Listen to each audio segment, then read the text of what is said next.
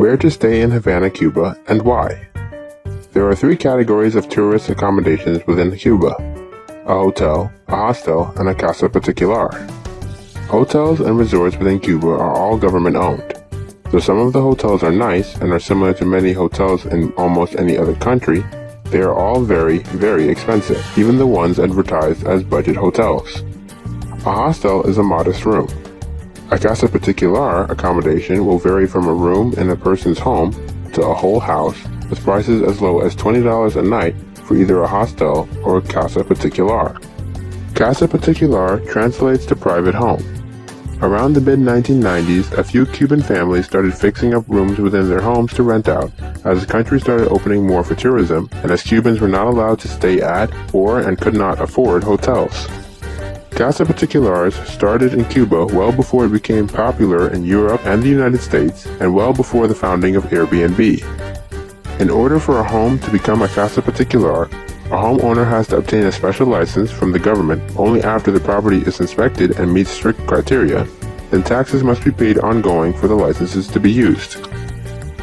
Casa particulars have evolved into Cuban bed and breakfasts, most with air conditioning, televisions, en-suite bathrooms, meal options, and such. These accommodations always have a homey, comfortable look and feel, which is warmer and reflects the Cuban style, people, and the culture over a typical hotel. The many benefits I have heard and experienced of a casa particular over a hotel are the following. No hotel anywhere in Cuba will give you the opportunity to directly engage with the Cuban people, the pleasure to experience their culture, and to learn about the nuances of their lives. From renting a room in a small village to an entire apartment to a whole home by the ocean, the owners and or hosts are a wealth of information, provide first-class service, and can navigate all of the nuances of traveling to and during your stay in Cuba.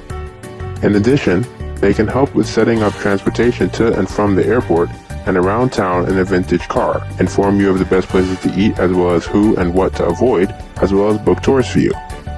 The host services simply can't be matched even in the most expensive hotels for the price.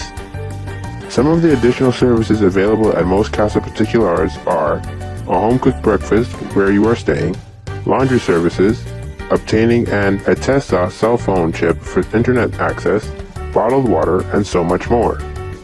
Staying at a casa particular also has the added benefits of directly supporting the Cuban people, as most of the money you spend will go to the owners and not directly to the government through a hotel. The owners of these establishments are fledgling entrepreneurs, and you will quickly find that they will have earned the same support that a well-run, value-added family business would get from you and your own neighborhood.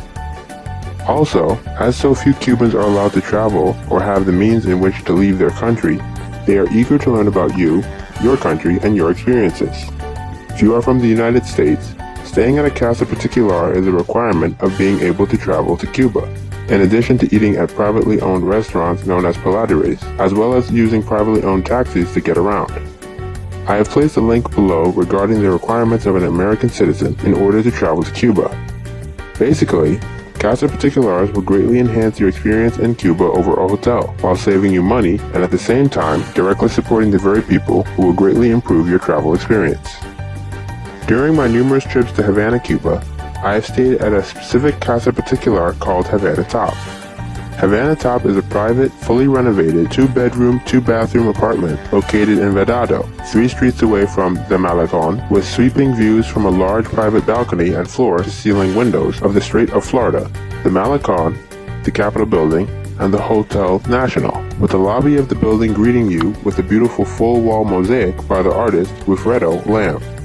From Havana Top, you can walk to the Coppolia Ice Cream Parlor, Yara Movie Theaters, the University of Havana, John Lennon Park, the United States Embassy, Temple's Beit Shalom, and the Sepharad Hebrew Center, the Avenue of the President's Park, El Quixote Park, and Martin Luther King Park, with many souvenir shopping options along the way.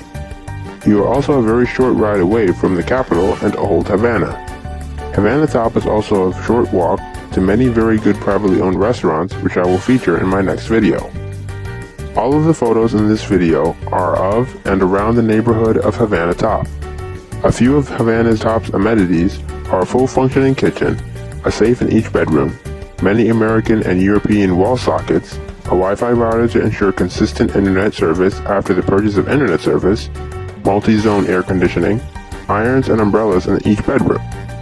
Havana Top is owned and rented out by Diana, with a staff of 3, 2 hosts being Raydell and Ruth, with excellent breakfast and laundry services available by Irene for a reasonable cost. Ruth and Raydell are a wealth of information and keep abreast of the latest nuances to ensure a positively memorable experience during your stay. A link to Havana Top is in the description below. Enjoy your trip.